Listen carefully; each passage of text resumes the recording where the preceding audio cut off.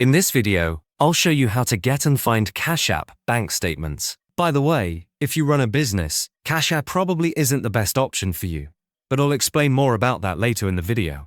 Open Cash App and tap your profile icon in the top right corner. Scroll down and select Documents.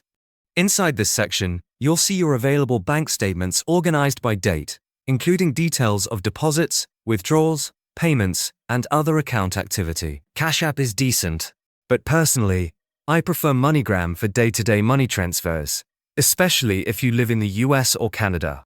If you're worried about online fraud, they even have physical locations near you where you can make transfers in person. There's a link in the description below to create a free account. But if you run a business or plan to start one, Airwallex is a much better option. You can send and receive money from all over the world, in many different currencies. It's a complete business banking account that goes way beyond what Cash App offers. There should be a video popping up on your screen now. It's a detailed Airwallex review covering everything you need to know. Click the video to start watching.